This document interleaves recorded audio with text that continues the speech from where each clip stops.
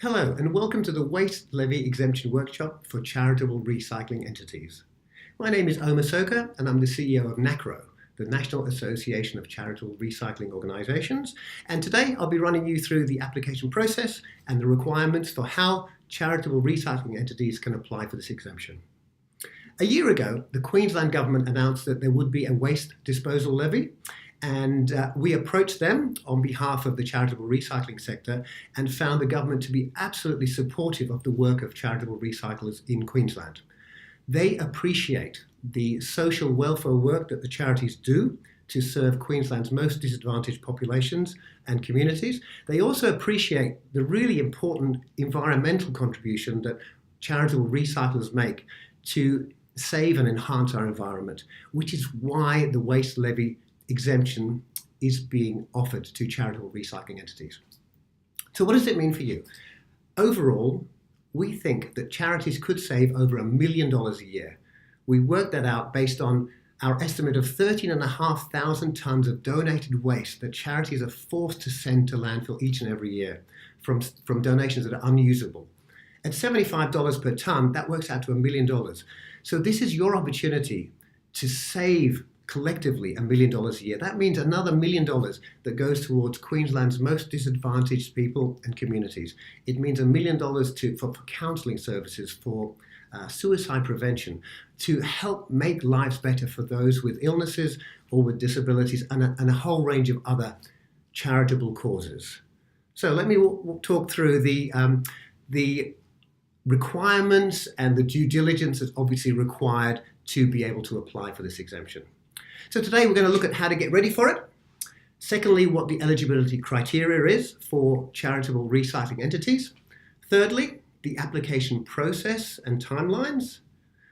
Fourthly, the requirements and your record keeping responsibilities. And then finally, at the end of it, it's the holy grail. It's the certificate of exempt waste that becomes the key number and certificate for you to implement that waste levy exemption. Okay, so let's get started. First and foremost, who is NACRO and what's our role? Well, NACRO is an association that advocates on behalf of charitable recycling organisations. Our members include the Salvation Army, St. Vincent de Paul Society, Australian Red Cross, Endeavour Foundation, Link Vision, Anuha Services, YCare, pretty much most charitable recycling organisations that operate op shops in Queensland and nationally. The Queensland Government has engaged us to provide education and assistance to help you apply for the waste levy exemption. So please understand that we are already being paid by the Queensland Government, so there's no fee for our services, and we are providing this education and assistance not just for members, but for every eligible charitable recycling entity in Queensland. So please use our services. We're here to help you. All right, the most important person at NACRO is Yvette Chambers. Her job is specifically to help you with your application and to provide information on the waste levy exemption. Her number is on the screen, as is the email. Please use our services. We're here to help you. Okay, the eligibility criteria. This is the crux of who can apply for this waste levy exemption. There are 4 criteria, and organisations need to meet all 4 criteria. For organisations that only meet 2 or 3, unfortunately, that's where the application process would end. So I would ask you to have a look and to see whether you do indeed qualify. First step, that you operate as a not-for-profit entity. Secondly, that you're a registered charity under the Collections Act 1966 with a CH number that's commensurate with that. Thirdly, that you have DGR or deductible gift recipient status under the Australian Tax Office. And fourthly, that you actively and consistently operate a recycling and reuse program to support your charitable purposes. Now, the exact wording of the criteria is in the handout and on the online information, so this is just a little bit of a summary for you. But please check that thoroughly to see that if you do qualify. NACRO is also here to help you, so if you have questions on criteria, again, Yvette is your contact for that. So that is the eligibility criteria for the organisation. Secondly, what is the exempt waste type? Now, there are a number of different exempt waste types. The first one is disaster waste, and that is automatically exempt, and that's Quite topical, especially about the tragic things that have happened in North Queensland very recently and in recent years. So I'm in touch with that we won't have any more natural disasters, but these are automatically exempt and there's no need to apply for those across Queensland.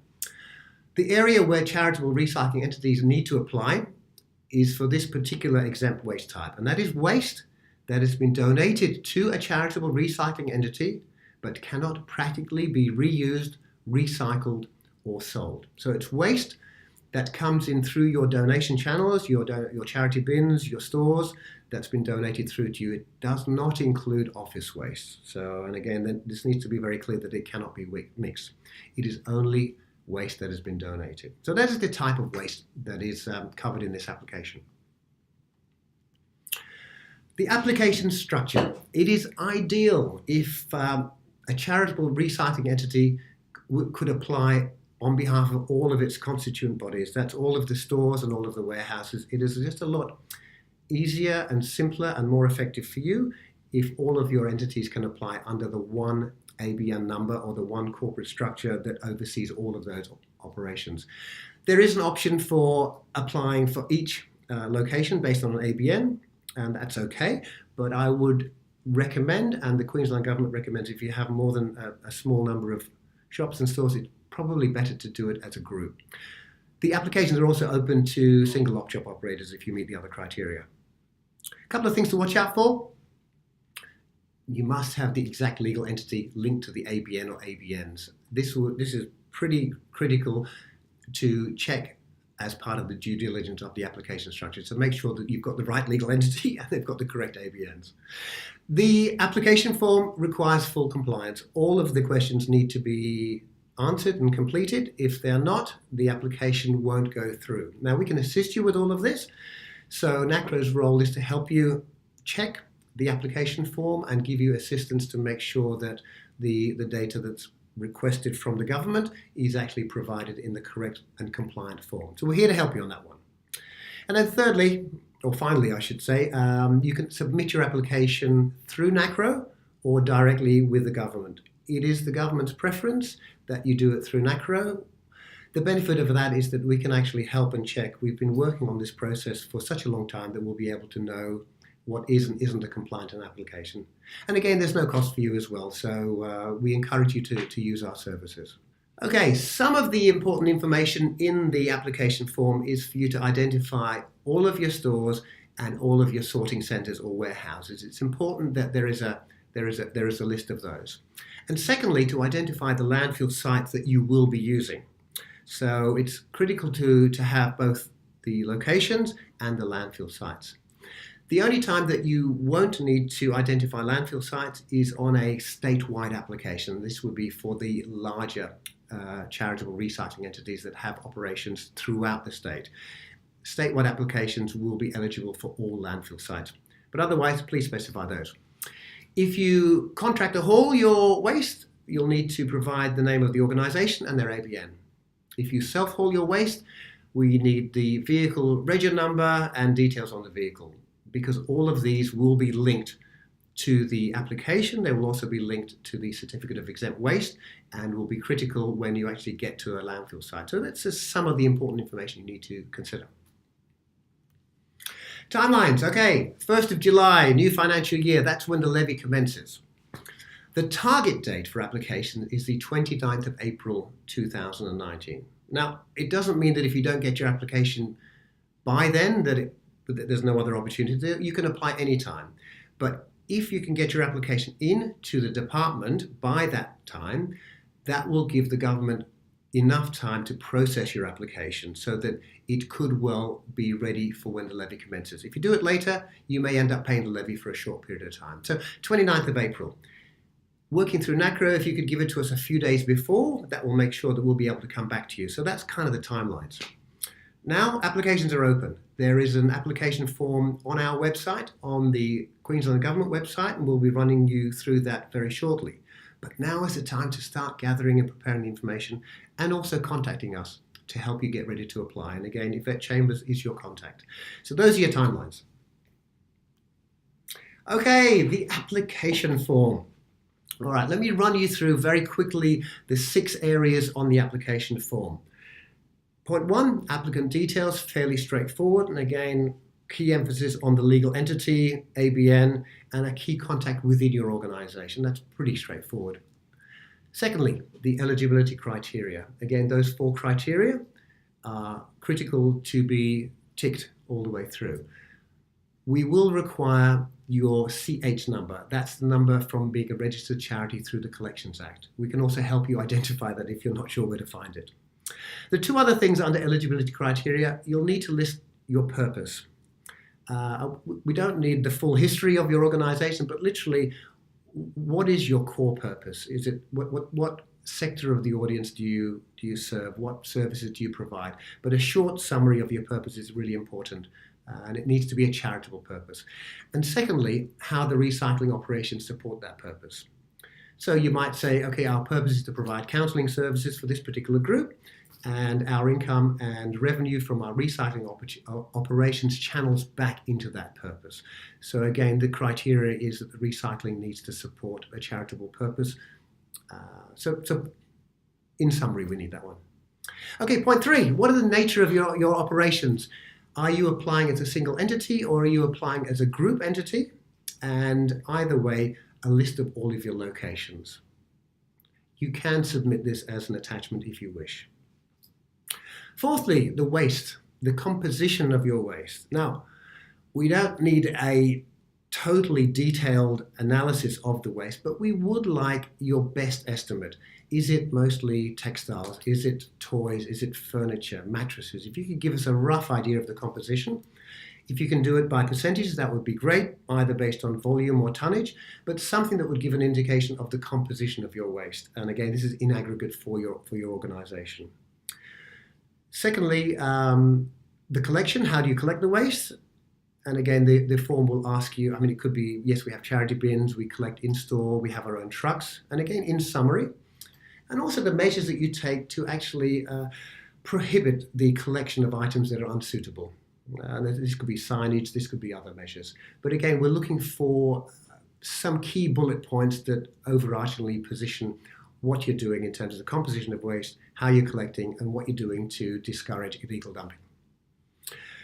Waste disposal, which sites are you going to use? This is the list of landfill sites, unless you do a statewide operations. Your contractors, that's the name of the contractor and their ABN, and the self-haul vehicle details.